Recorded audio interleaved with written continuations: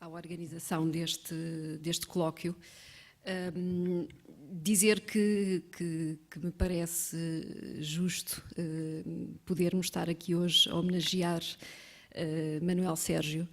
A minha amizade com Manuel Sérgio, ao contrário do anterior orador, é mais recente, mas foi um feliz encontro quando eu me decidi intrometer na vida do futebol para perceber a sua parte mais misteriosa, porque me questionava muitas vezes por que razão o futebol assumiu uma dimensão tão ambivalente que tira os homens do sério.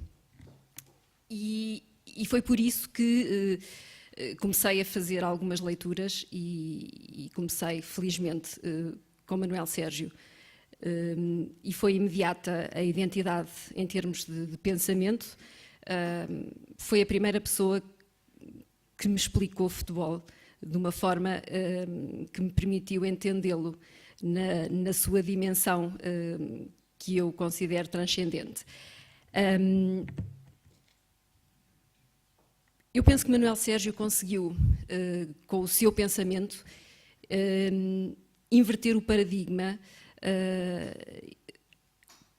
que aponta para que o desporto tenha vindo a ser sempre instrumentalizado e não esteja ao serviço da verdadeira causa, que é o homem. Eu penso que Manuel Sérgio conseguiu fazer isso. Conseguiu passar essa mensagem na sua obra, na sua vastíssima obra, que aliás merece ser compilada. Ao almoço estava a falar com o Miguel Real e chegámos ambos a essa conclusão. De facto, está na hora de nos juntarmos e organizarmos a obra do nosso mestre.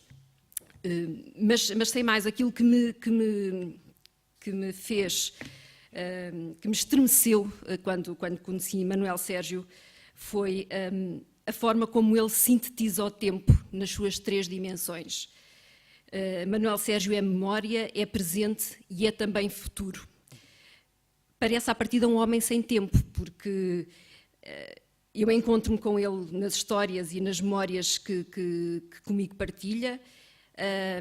Encontro-o no presente porque ele mantém uma vibração e uma lucidez absolutamente extraordinárias, e encontro-me também no futuro pela esperança que sustenta todas as suas palavras. Manuel Sérgio é um homem de fé, é um homem crente, um homem que acredita no futuro, um homem cheio de memórias e um homem que vive o presente com uma força e uma vitalidade contagiantes.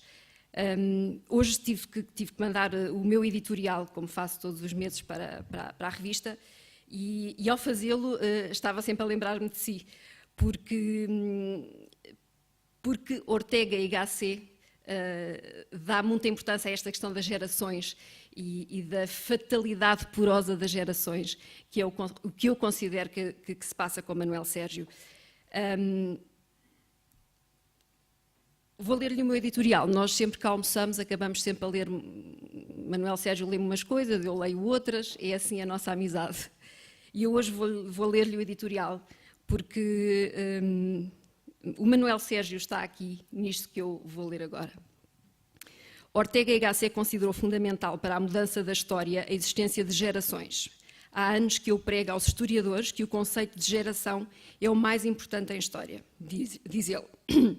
Quando nos fala em contemporaneidade de gerações, quer referir-se à existência em simultâneo de três gerações: a geração presente, a geração passada e a geração futura. Em concreto, Gasset refere-se aos jovens, aos homens maduros e aos velhos. São estas gerações a razão de ser das referidas mudanças históricas e são elas que fundamentam o que Ortega designou como anacronismo essencial da história. As clivagens geracionais seriam condição necessária para a evolução da própria humanidade. Não é possível evoluir-se a partir do que é igual, uniforme. Não evoluiríamos, não faríamos nenhuma inovação radical se todas as gerações coetâneas fossem contemporâneas.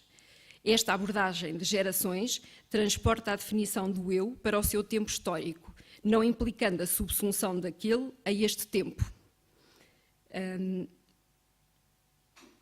Porque o tempo histórico em que cada homem se situa é importante para o conhecimento de si próprio. Ortega considera fundamental a integração de cada homem numa geração com práticas, interesses e sentimentos comuns, um odor peculiar. Estes homens são coetâneos, fazem parte de uma mesma geração. Podemos definir o homem a partir da geração a que pertence, mas não só. E aqui é muito importante, Manuel Sérgio, isto porque cada homem é uma entidade distinta, detentora de uma força vital única, que pode, no limite, fazer com que um homem maduro, ao invés de passar para a geração seguinte, se detenha no presente como resultado de um trabalho de atualização permanente, um trabalho que não o deixa ficar arcaico. A juventude é uma condição que o homem pode manter numa luta permanente contra a decadência, numa luta contra a fatalidade de pertencer a uma geração. Ortega considera fatal o facto de se pertencer a uma determinada geração. Contudo, essa fatalidade tem características porosas, que permitem ao homem deixar passar, através dos poros dessa fatal prisão geracional, a atualidade da geração jovem. Para Ortega, tudo na vida é contaminação, a saúde, a doença e também a mocidade. O homem maduro pode prolongar a sua juventude, contrariando a tendência da história que torna os homens, pouco a pouco, arcaicos. Se por um lado podemos definir o homem a partir da geração, por outro lado não podemos deixar de nos centrar nele próprio e nas suas características particulares, que no limite podem comprometer a fatalidade a que a circunstância geracional o tinha votado. Ortega é um idealista peculiar, na medida em que entende o homem como sendo ele próprio e também a sua circunstância. Contudo, parece decorrer do seu pensamento uma prevalência do homem face à sua circunstância. Essa prevalência pode perceber-se através da porosidade da fatalidade de pertencer a uma geração. Isto para dizer que, não obstante Manuel Sérgio pertencer a uma geração, não obstante o homem poder definir-se pelas suas circunstâncias e pela geração a que pertence, há uma fatalidade porosa que faz com que a atualização permanente o faça viver as três gerações. Era isso que eu lhe queria dizer. Eu encontro em Manuel Sérgio o passado, encontro o presente e encontro o futuro. Manuel Sérgio traz ao mundo do desporto a figura do homem que pensa, do homem que pensando se convoca e se supera, ultrapassando os limites da corporalidade. Traz ao desporto a alma e faz a síntese entre as dimensões ontológica e antropológica, a do ser e a do agir. Depois de Manuel Sérgio, não é possível pensarmos o homem que faz desporto, o homem que se movimenta, como sendo apenas um corpo. A partir daquele momento, o homem passa a ser também composto por uma alma. O desporto deixa definitivamente de estar encarcerado num corpo que a educação física comanda, para ser uma atividade onde homens dotados de intencionalidade se movimentam individual ou coletivamente com vista à transcendência. Esta é a grande definição de Manuel Sérgio, já foi dita aqui hoje, penso eu, 3 vezes, ou 4. Esta é a mensagem de Manuel Sérgio, o movimento com vista à transcendência.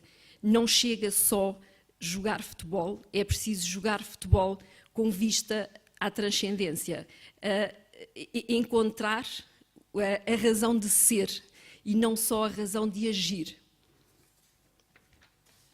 É por isso importante, com Manuel Sérgio, passar a educar também a alma. Não chega a educar o corpo, é preciso educar a alma. E não é o homem que é instrumental em relação ao desporto, mas sim este em relação àquele. E isso é uma das questões relevantes no pensamento de Manuel Sérgio, que ainda hoje se espanta, indigna, quando vê atletas serem instrumentalizados relativamente a outros interesses, nomeadamente o interesse económico que vemos como predominante no mundo desportivo, em que não interessa se o atleta está ou não lesado, se tem uma lesão grave ou não, interessa que jogue, ganhe o campeonato e naquele momento não se está a olhar para o atleta homem, está-se a olhar para o atleta instrumento ao serviço de uma equipa. Não é esse o pensamento de Manuel Sérgio. Não é isso que se pretende. O homem, enquanto ser dotado de corpo, alma e vocação para a transcendência, pode afirmar-se através do desporto. Isto é dito nos anos 80, num tempo em que a educação física se cingia ao ensino do corpo, da técnica e da tática, educação de inspiração racionalista e cartesiana, como também já hoje aqui se falou, E mesmo que hoje ainda ouçamos a expressão educação física, já muitos sabem no mundo do desporto que não chega a educar o corpo, educar a alma nunca foi tão importante, e é Manuel Sérgio quem faz soar o alarme para nos lembrar isso mesmo.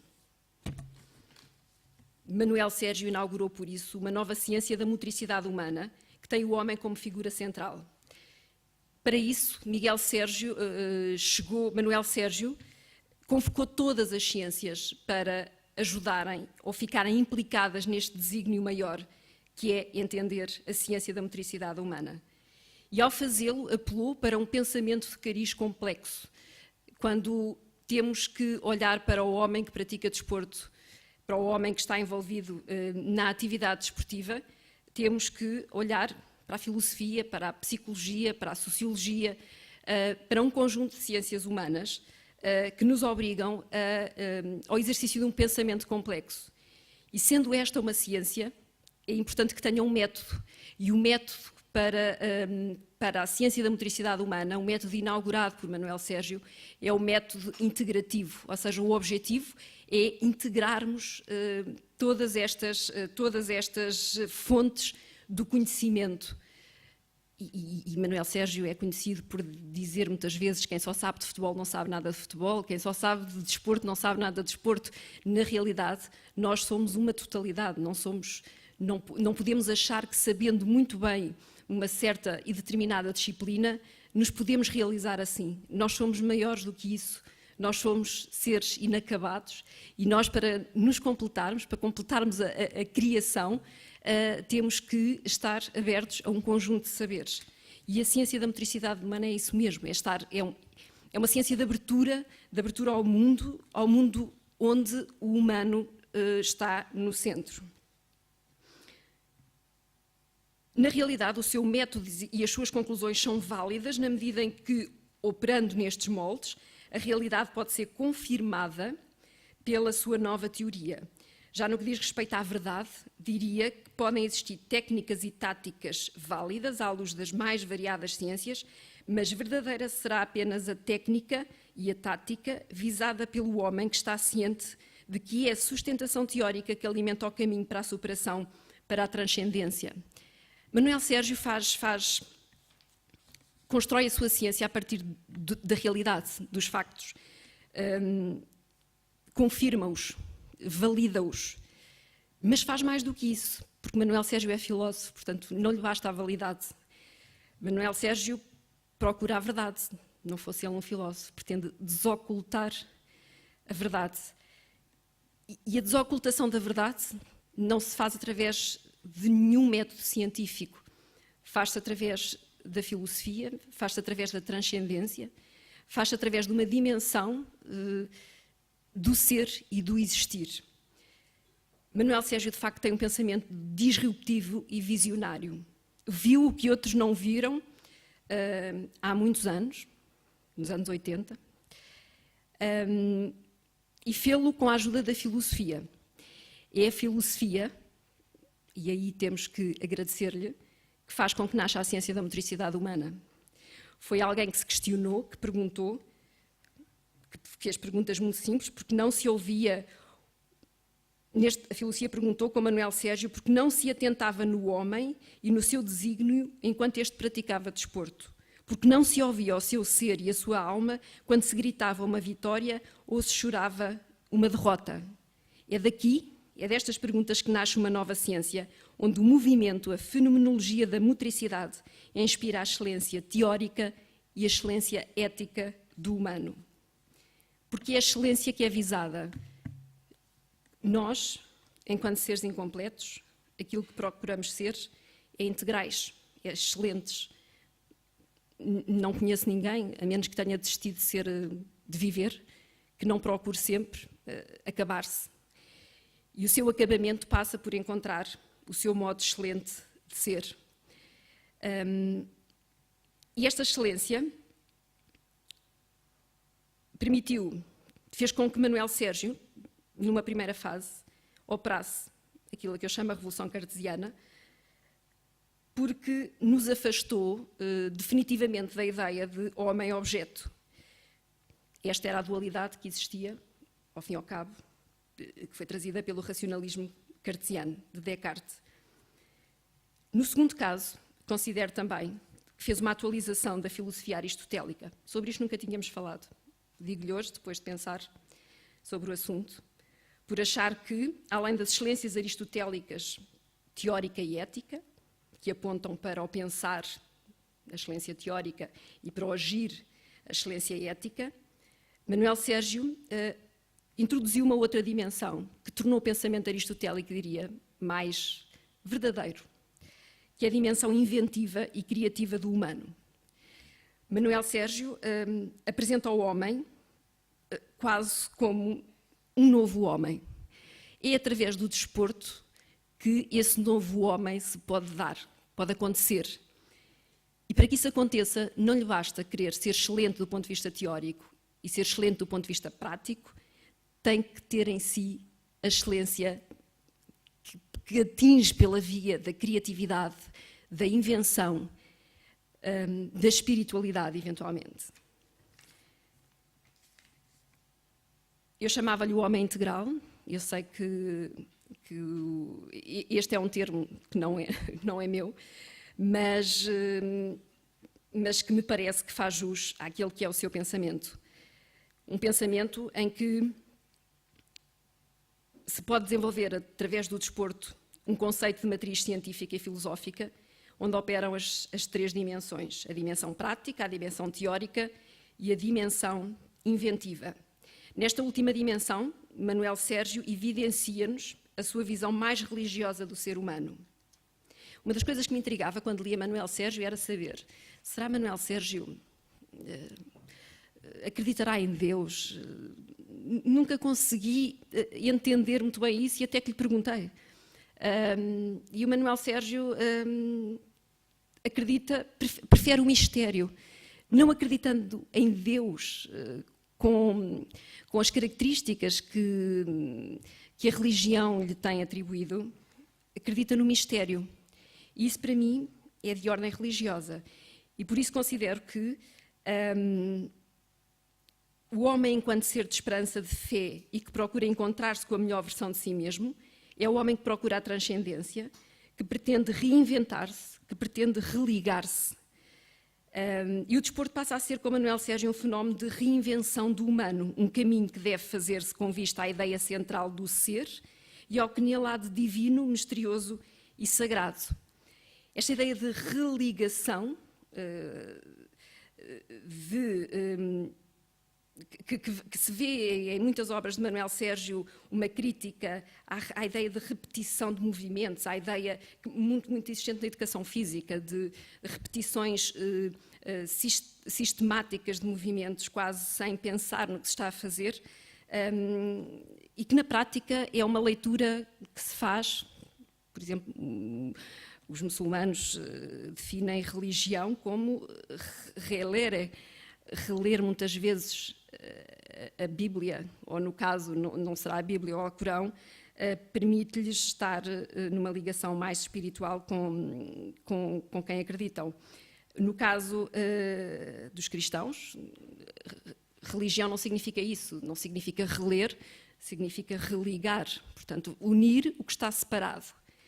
E é isso que eu vejo em Manuel Sérgio. Eu vejo em Manuel Sérgio a possibilidade de o homem se voltar a unir, se ligar a uma dimensão que não se vê, que não se pode demonstrar através da ciência, mas que dá sentido à sua vida e o realiza enquanto ser ético, teórico e criativo. É o homem integral que vence o campeonato sempre que é posto em prática ou sempre que é desafiado por Manuel Sérgio. Eu inicialmente penso que me apresentaram, disseram que eu era de Direito e em Direito nós desenvolvemos um instituto que se chama da ação em cumprimento, que a mim me agradava imenso porque é a possibilidade de nós pagarmos sem usarmos dinheiro.